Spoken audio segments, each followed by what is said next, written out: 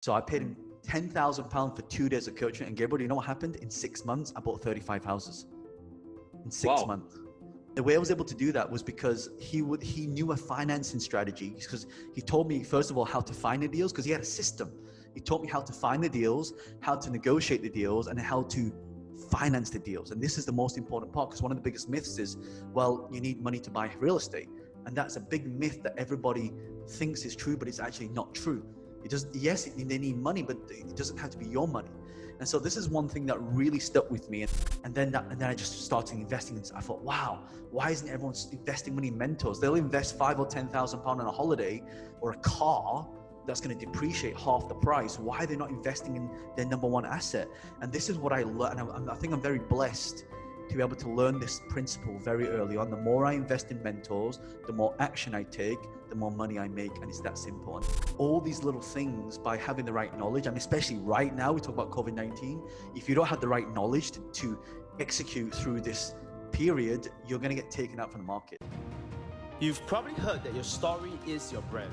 So how can ordinary entrepreneurs and salespeople like you and me tell our stories in a way that cuts through all the noises in this overcrowded social media world and reach the audience that we want?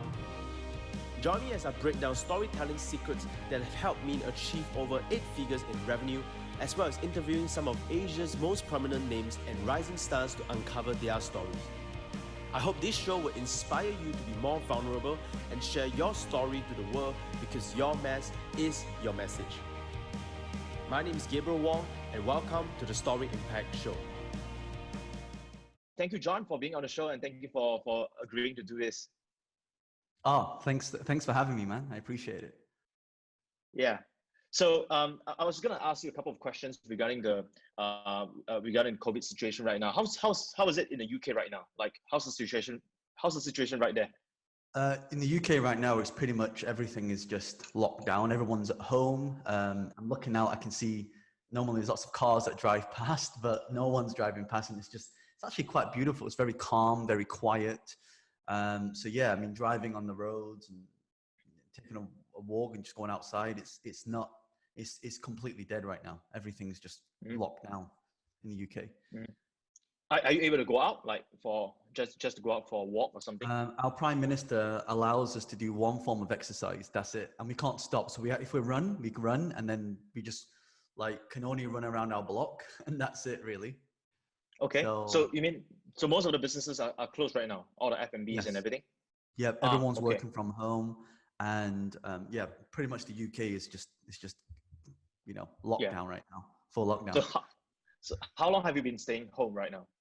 This is my 3rd week in right now. 3rd week? 3rd week. How long? Yeah. How long more to go? Probably another 3 months. 3 months? Yeah, they're saying that, it's 3 months minimum, and that's what they're saying. But the UK have, the kids don't go back to school until September. That's what they're saying. So, wow. Yeah, okay. It's going to be very interesting, very interesting. Okay.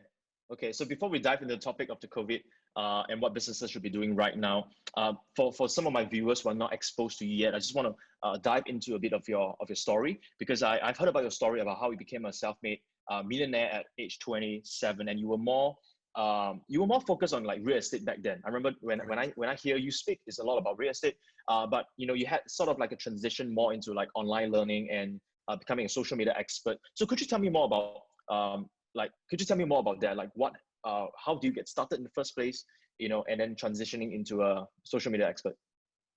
I started, over 10 years ago now. I've been an entrepreneur now for about 15 years.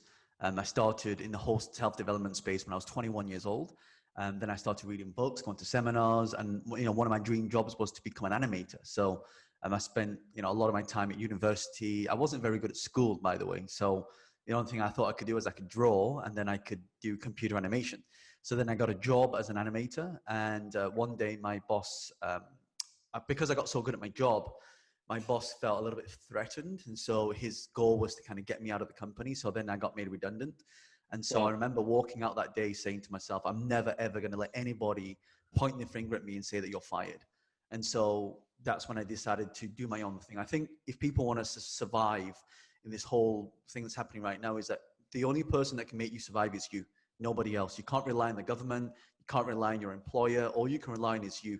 And so I then decided to read a lot of books. And I remember my friend gave me a book called Rich Dad Poor Dad. And I remember reading that book, and it talked about this concept of you can, instead of working for money, you want to have money work for you and have businesses work for you. And so one of the first businesses I got into was real estate. So I first thing I did, I went home, I started typing on the computer, how to get rich in property. And of course, all these seminars came up, and I'd go to these seminars. And the more seminars I would go to, the more I would learn.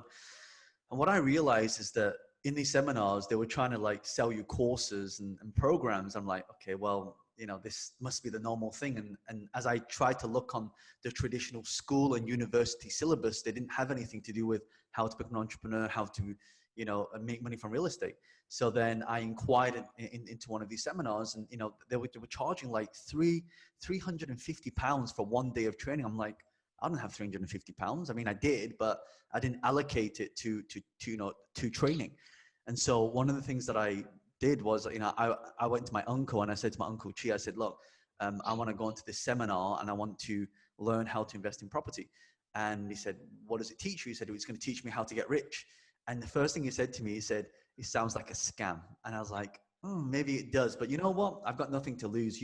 And so this is where I first learned about negotiation. And that was, we go to people and we get what we want, but we have to give them something in return. And so I said, look, just give me the money. I'll go on the program. I'll learn everything. And then the first 2 houses that I buy, I'll give you 50%. And he's like, okay, there's nothing to lose. So he gave me £350. I went onto the seminar and I started learning. And in that seminar, they said, look, if you really want to go and get successful in property, you have to go to where the money is.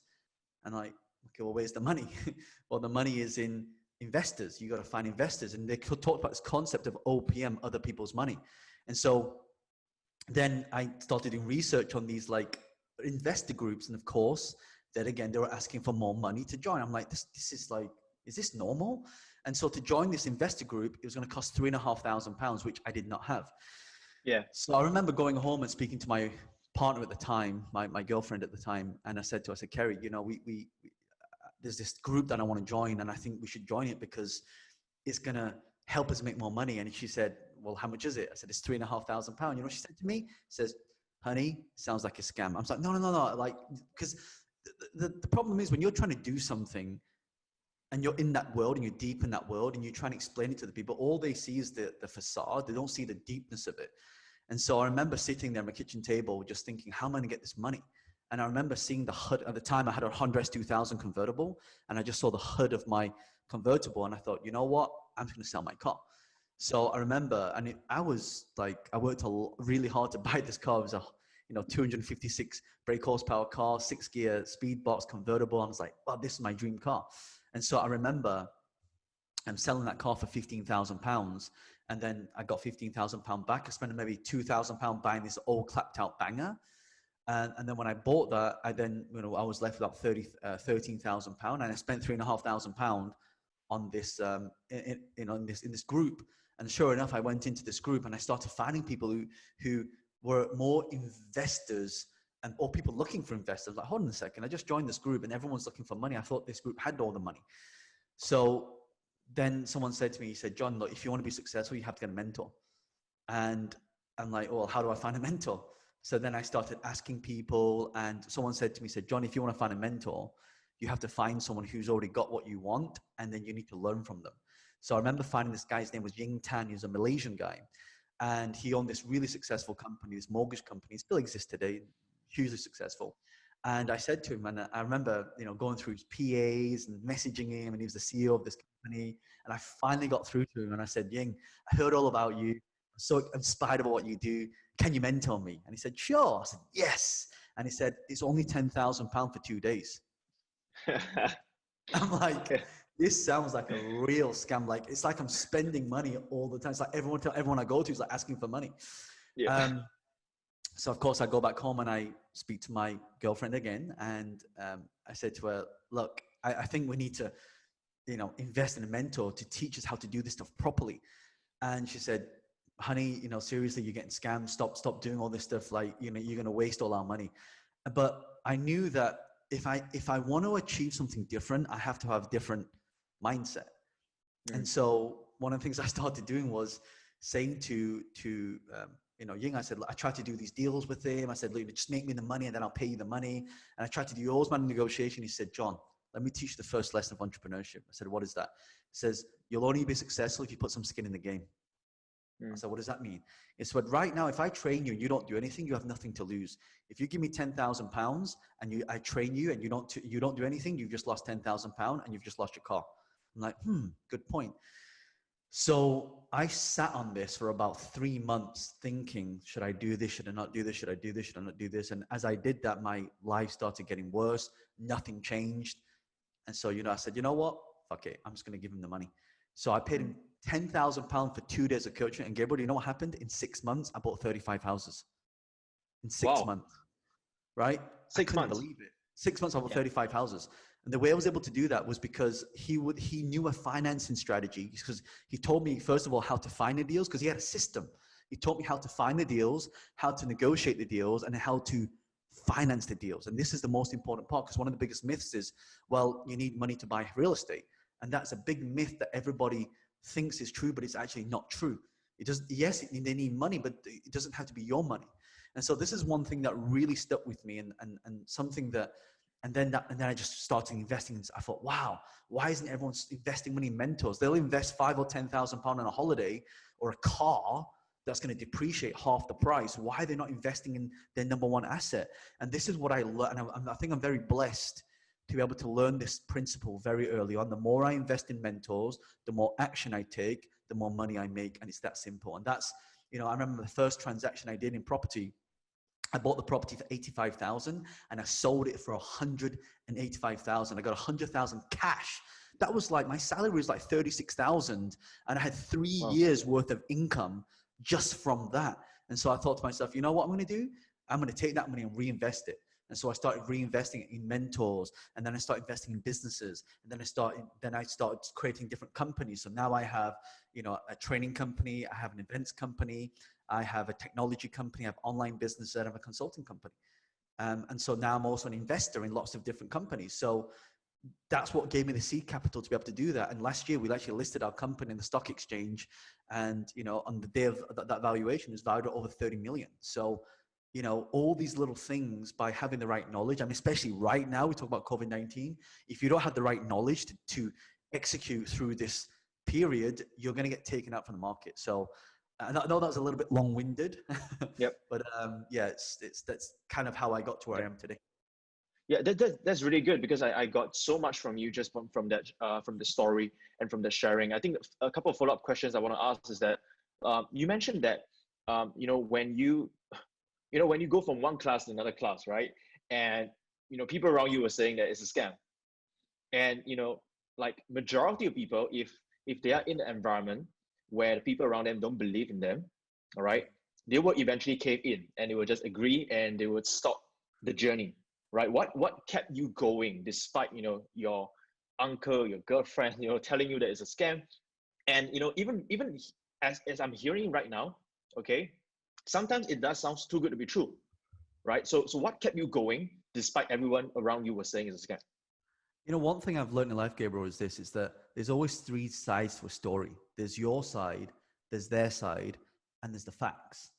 And so it's like when you go to a restaurant, before I came plant-based, I always just go to restaurants and I always eat the same food. And my friend, my business partner always say, you should try this. I said, I don't like it. He said, how do you know? Well, I couldn't answer the question, right? So actually, I don't know. It's just my mind making it up. So what I always say is, like, when you become an entrepreneur in business, you always got to ask yourself this question: what's the worst case scenario?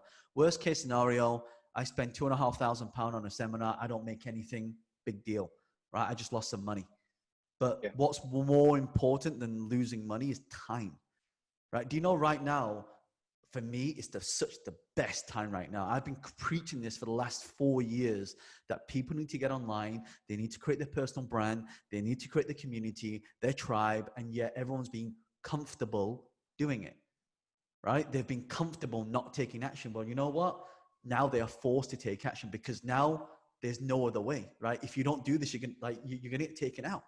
So now people are forced into this. So I'm like, this is out of the entire world of all the things that's happened. This is the best thing right now that could have happened to everybody. I mean, not in terms of, there are people, dying. I'm not saying that. I'm saying for opportunity in business. In Chinese is a word called weiji, which stands for crisis. And it's made up of two characters. The first character stands for danger, and the other character is opportunity. So we always need to look at the opportunity. In fact, there are more millionaires made in a downturn than an upturn. So we must focus on what is the opportunity instead of saying, oh, why is this happening? Instead of being frozen, because I think people right now, that I think they're frozen at home. They're like analysis paralysis. And because of that, they're not taking action. And so if you're not taking action, what happens with that is nothing gets done. So we must know the first case, the worst case. What's the worst case scenario that can happen? Worst case scenario is you lose everything. That's worst case. And if you're okay with that, then just know that what you have in here, because when I first started business, there was one time I lost 4.2 million, and this multi-million dollar property deal that I was doing, and it was mine, and I lost it. But do you know, in very few short years after that, I made everything back again because of this. I invested in this. This is my biggest protection right now. Is the biggest vaccine to all this stuff is your mindset, your health, and your nutrition. These are the three things. I loved it when you say what's the worst that can happen. It sounds like something I learned in my early days when I learned it from Tim Ferriss. He spoke about this thing called fear setting, which is more important than goal setting, right? And one of the first question of fear setting is asking yourself, whenever you're not taking action, is usually because you are fearful of something. Like inaction is the fear of action, right? So the first question is asking yourself, what's the worst that can happen? And of course, there's a series of questions you can ask yourself. And then the last question is, what is the consequences of not taking the action? Because a lot of times it's worse than not. There is consequences of taking action, right? You could lose your money whatsoever. But what you mentioned earlier is that if they don't take action, there's a consequences to that as well, right? Which is losing time, which is more important than money. Right. So in this time we're living in right now, as you mentioned about people should be building their brand, the social media and all that kind of stuff. And I think, there is two sides where people are complacent when things were doing well. They were complacent, so they did not build their branding. But there's also the other side where they're just fearful of being judged, fearful of throwing out content online. And that leads to my next question, which is a bit personal. So when I ask people to do more branding, more videos and all that, they're always very afraid of how people will judge them, especially coming from my country, because we are more like the Asia part of the world. And growing up in Asia, family culture, you're more likely to not expose yourself to the public, right? You want more privacy because of you're more worried about how people look at you. And I wanted to ask you a question, because when I go to the US, now US is not so bad, right? But when I go to the US and I mastermind and I meet people there, a lot of times when I first started going just to the US and I attend these mastermind groups, I honestly feel out of place as an Asian. So from a Chinese to Chinese, right? I just wanted to ask, how is it like growing up in the UK as an Asian, right? And was there any disadvantage? Was there any advantage? Have you ever felt out of place? And have you ever felt like when you were creating content or whatsoever, that people will not listen to you? And how do you deal with it? Well, growing up, I grew up in a very British. I'm British-born Chinese. Yes. I was born in England, and so growing up, my town, me and my brother were the only two Chinese people in the school. And in fact, my nickname was Bruce Lee. So so quite often people would come to me and say, "Oh, what do these ching chong Chinaman noises?" And so I obviously growing up, I went through a lot of bullying. I lost a lot of self-esteem actually, growing up as a teenager, as a child. And so we went through a lot of challenging times in my childhood. Fearful of going to school, getting bullied. Went through a lot of that. So how do you deal with that? Well, I think there's only two ways you deal with things, right? Like they say, if a dog's on the floor and it's getting beaten, there's two things it can do. It can lie there and die, or it can get up and bite back. So you have a choice. I think everybody has a choice.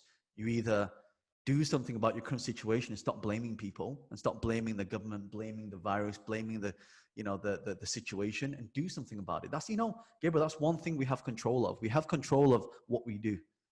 Yeah. Right? People say, oh, I don't have a gym, I can't train. Okay, get down on the floor, do some press-ups, right? Do some lunges, do some squats, do, 100 star jumps. Do what you got to do, right? Oh, I don't have the money. Okay, use your time, use your skills. Oh, but I've no experience. Okay, fucking learn, right? Yeah. It's just like, sometimes it just pisses me off sometimes. Like, people have these mindsets that stop them from doing things. And ultimately, you are the only one in control of everything right now.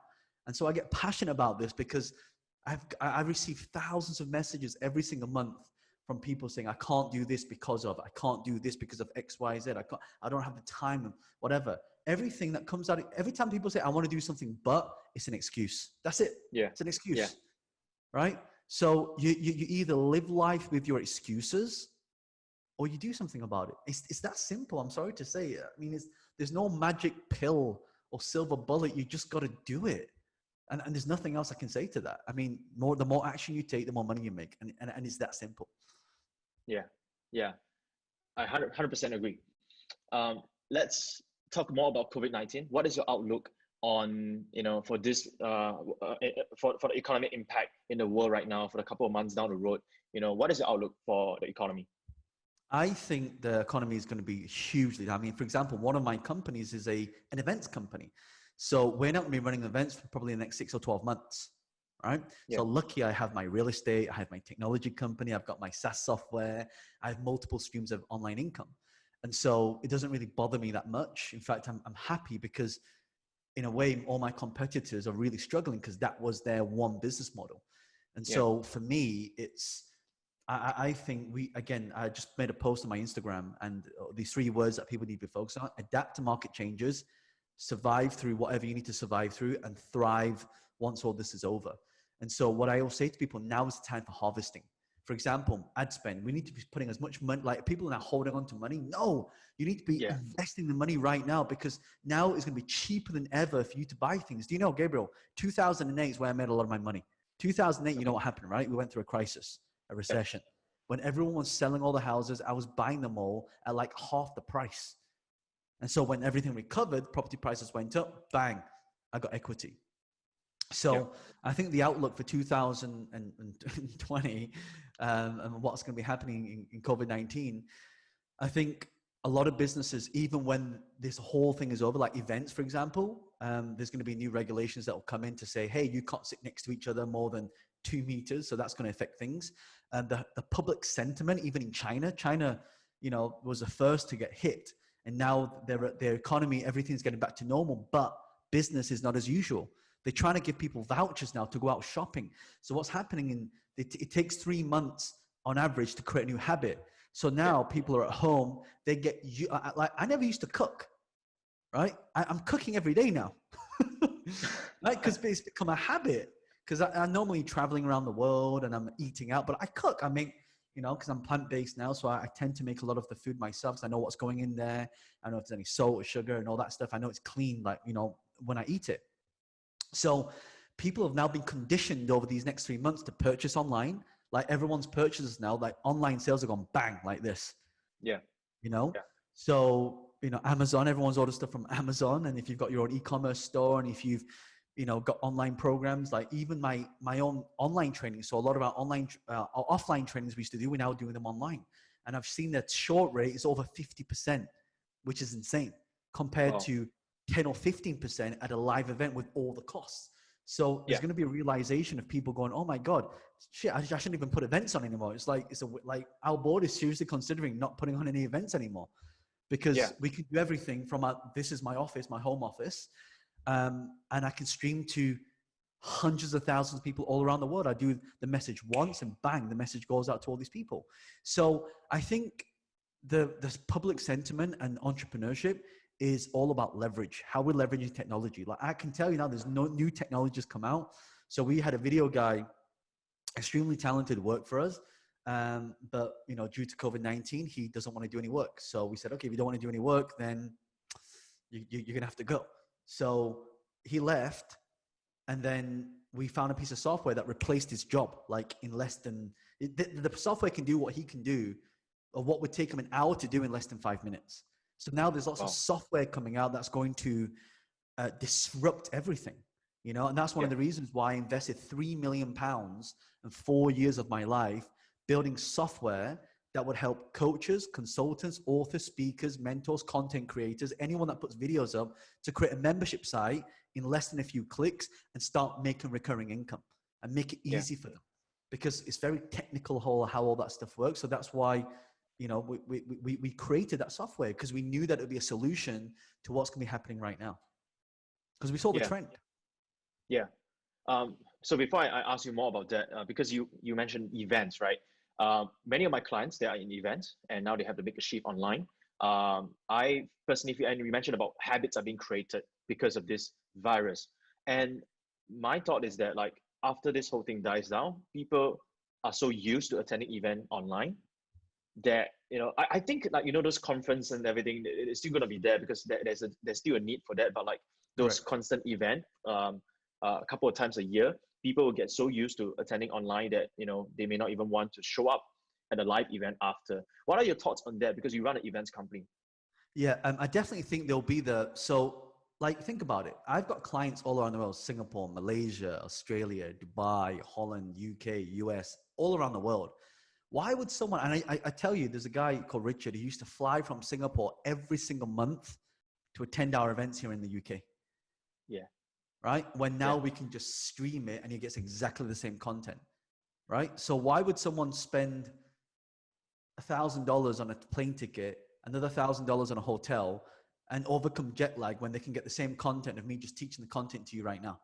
So, and if you look at Zoom's had to, and all these online platforms that do streaming, as it's just expanded so much. So I think people have now overcome that whole fear of using technology, because I think that's where the problem was. It's like, oh, how do I do this? But now people have been forced to figure this stuff out.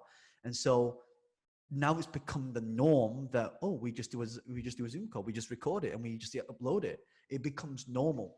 So what used to be the fearful of technology, all businesses now, I can tell you, there's been businesses that I know that don't even use WhatsApp, right? They're so old school. Like, we're in the online world. We know a lot about technology. And so we're so far ahead. But businesses, attending the traditional annual conferences, why? Why don't we just put everybody online, create a community so we can do this and we can communicate? It saves time, saves money. I can do this. I just got up what time is it now? 9:40. So I got up at 6 a.m. in the morning. So I already had my workout. I already did my juicing. I already did my yoga and meditation. And now I'm here. I don't have to think about, I've got to get in the car. I've got to drive to the office. Am we stuck in traffic for 45 minutes? It's all about time, Gabriel.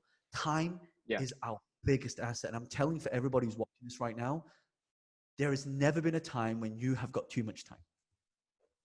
Yeah, totally right. There's no more excuse for saying that you have no time. Right. So on top of that, so now people are at home, right? I personally think that, like, the online learning is having a huge boom. And you mentioned about how you have a software where, trainers and coaches there's a platform. Could you tell me more about that? What is that? Yeah, so we created a piece of software called Memby, so memby.com, MEMBBY.com. And Memby.com is, you see, I created this for myself, actually, because I'm not a very technical person. So I wanted to, like, for me, when I look at people creating online courses, it takes a long time to sit down and create an online course, and you got to plan it, and then you got to shoot it, and you got to put it out there, and it take weeks, if not months. I know people who have still, after 6 months, haven't created their online course because simply people don't have the time. But what people do have is one of these. And what I can do from this, I can literally take this, all right, and I can point this to myself, right, and I can say, hi, this is John Lee here, and today I'm going to teach you a very powerful lesson on blah, blah, blah, right? And so now I've just created a video like this, right?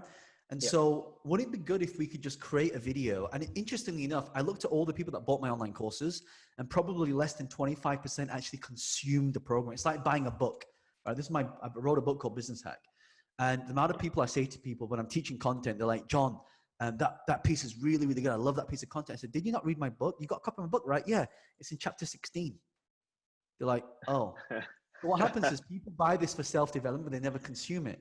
And so, and this is what I found. So I look at the behavior of what's happening online, and very rarely now will people sit through a 1 hour video. I mean, how many times, if you open a video, you start getting into the video, and then you go, oh, you just pause it to see how long the video is. And if it's over 15 or 20 minutes, you go, yeah, I'll watch it later, right?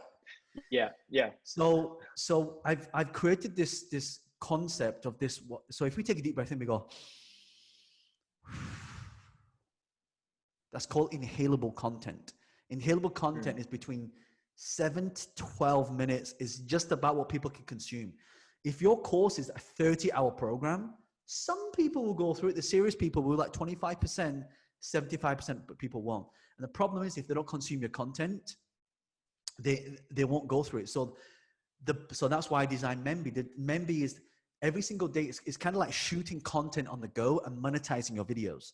And the way that works is, and I call this the 1,000 true fans. Like, just imagine everybody right now, right? We create something that's affordable. Right now, if you try and sell a high ticket item, it's going to be, and if your people are coaches and consultants, people are going to be very reluctant to spend 20,000, 30,000. Like my one-on-one mentoring, I charge 100,000, and the clients still pay me because, you know, they've already got the money. But people who are, you know, not at that level, they're not going to shell out 10 or 20,000. They're going to hold on to that money because they don't know when the next money's coming in.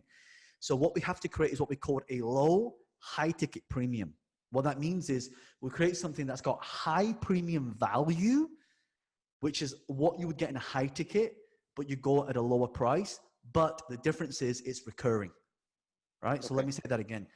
You want a low, high ticket, premium, recurring product or service. So let's say let's say everybody watching now, we can just get 1,000 people to just pay you $10 a month. 1,000 times 10, that's $10,000 per month. That's 120,000 a year. And because it's such a low ticket item, it's like what? If you do that in a month, right? $10 divided about 30 days, that's 33 cents a day. I think most people, even during coronavirus or any recession, can afford that. So you want to make it low ticket, high ticket value, recurring. This is the key. So that's one of the reasons why I created Memby, because now people, and also it didn't have to require a lot of time to do this. People could just shoot a piece of content, 5 or 10 minutes, upload it, and now you have a membership site with a lot of videos. Some are free. So you might create 3 videos saying, hey, I'm going to teach in this course how to do a plant-based recipes for vegans. And you've got 3 really good videos. And by the way, if you want to watch the next one, you have to pay. You have to unlock the entire website. So what happens is they just pay $10. It unlocks every single video there.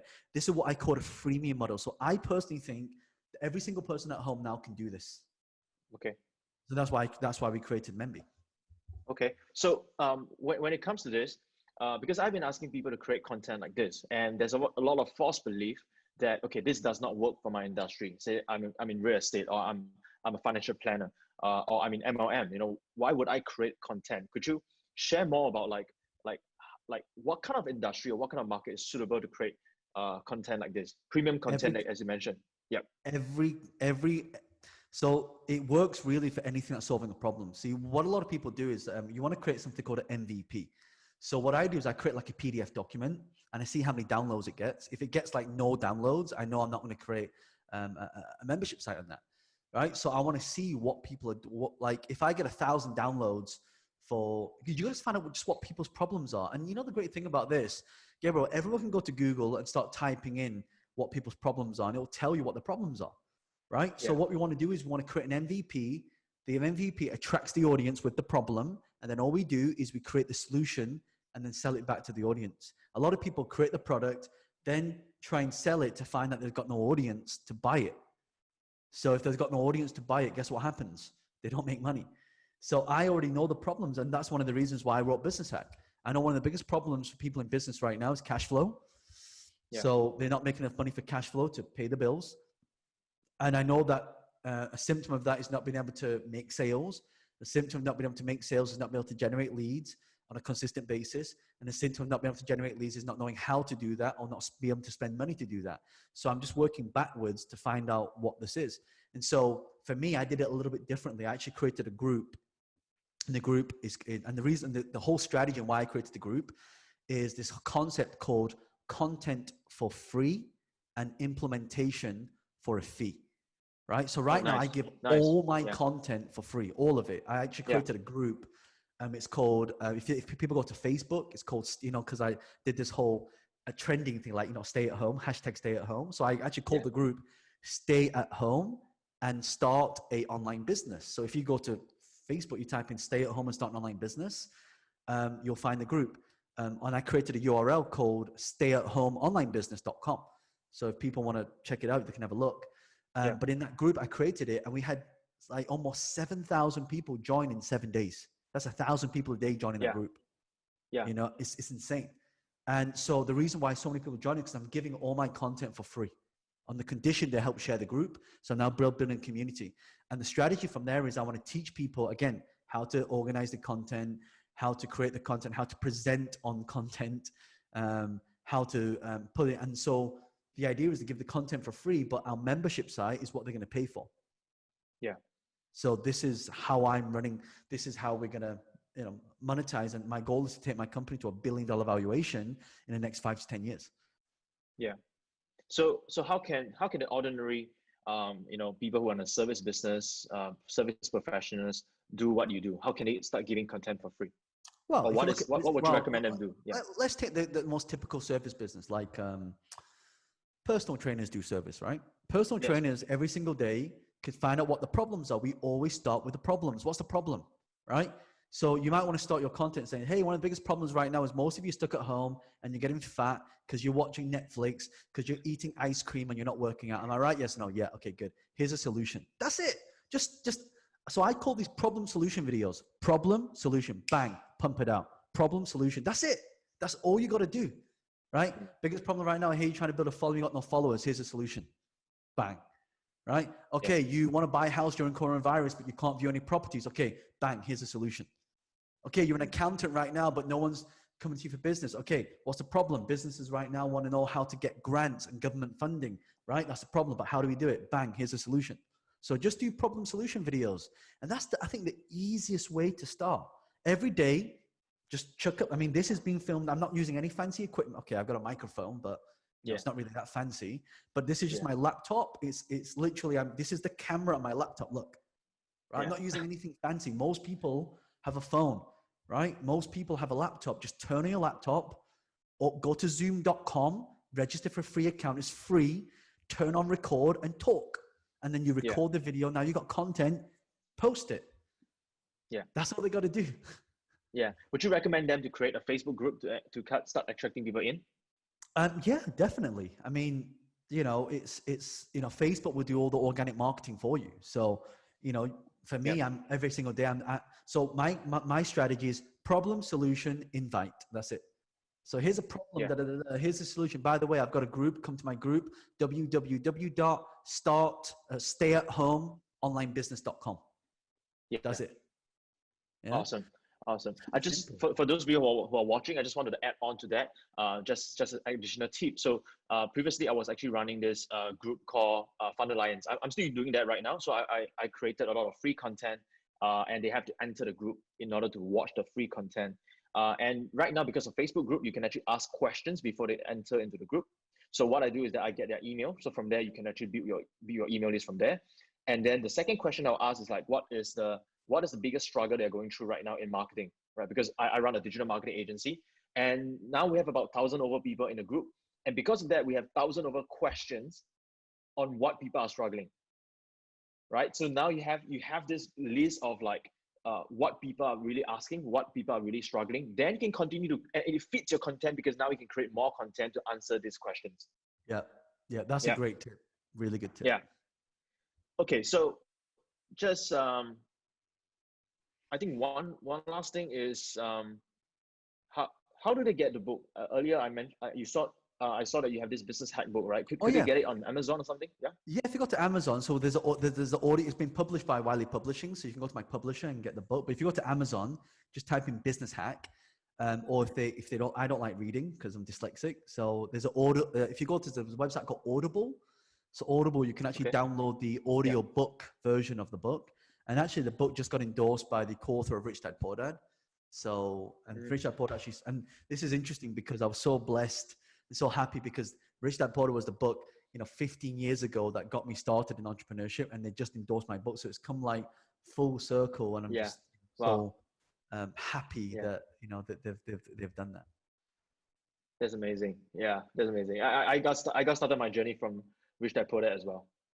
Yeah, I think a lot of people did actually. A lot of people did. Yeah, yeah. So one last question that is not business related, so that it's a bit of side topic, just more of like me being curious. What do you miss most right now? Like if everything goes back to normal 3 months later, right, in the UK, what is the first thing you will go and do after the lockdown is over? So being locked down, what do I miss the most right now? Yeah, yeah, I miss being able to fly around the world. yeah. Like every week I'm flying to like one day I'll be in Singapore, next day I'll be in Malaysia, then I'll be in, like Dubai. And because I'm like, one of the reasons why I started my business, because I love to travel. I love to experience new cultures. I love to experience new scenery. I just think if you travel, you get to learn more faster. You get to meet great people. I mean, like Singapore is actually one of my most favorite places that I go to. And in fact, one of the reasons for that is, again, before I became plant-based, the food there is just amazing. I mean, you guys have got, I don't know how you guys stay so slim over there. It's like, the food's so nice. I mean, like every time I just go to Singapore, I always used to come back putting on like 3 or 4 kg. It's insane. Yeah, yeah. Well, now is probably the slimmest I've been, since, because I'm not traveling. I'm making my own food. I'm exercising. I'm getting good sleep, good rest. But yeah, I miss traveling a lot, like getting on a plane, flying to different destination. And I do miss events. We run last year. We were in 117 events last year. I was supposed to have an event with Tony Robbins with 4,000 people. So Tony and I would be speaking on stage. Yeah. But yeah, I do miss that whole, it feels weird that when I'm traveling and I'm speaking on stage, I feel really busy. At home, don't get me wrong, I'm really busy right now, but it feels like I'm not busy. Does that make sense? Yeah, It's like, it makes sense. I can get everything done right here from my house. Why am I traveling all around the world? Yeah. So yeah, that's something I definitely miss. All right. Thank you so much for your time, to give us all the tips that you have. Where can my audience find you? Oh, very simple. If you go to YouTube, type in John Lee, you'll see all my videos. You can subscribe to my channel. Or Instagram, my handle is John. If you do @John_Lee_official, you'll see the John Lee with a blue tick, verified account. So you can join that. And I've got a lot of content in the IGTV or on Facebook. If you go to Facebook, type in John Lee Public, they'll see the one John Lee with a blue tick. And if you just follow me on there, I do a lot of lives. Or they can just go to the group. I'm very active in my own group, which is the www.stayathomeo.business.com. If they go to that link, it'll redirect them to the group, and they can just join it, and we'll approve them. So yeah, but if you go to YouTube, just type in John Lee or anything, just Google, you'll find all my social media presence. Yeah, we'll probably put all the link from wherever you're watching right now as well. I've seen many of John's content. In fact, I was watching one of I think 2 of his content on COVID-19 on his Instagram, and that's one of the reasons why I decided to invite him on the show, because I realized that like he's able to add massive value onto this show. I appreciate it. So thank you so much, John. I really, really appreciate you being on the show. No, thank you so much, and keep up the great work, Gabe. I'll see you soon. Yeah, thank you. Bye-bye.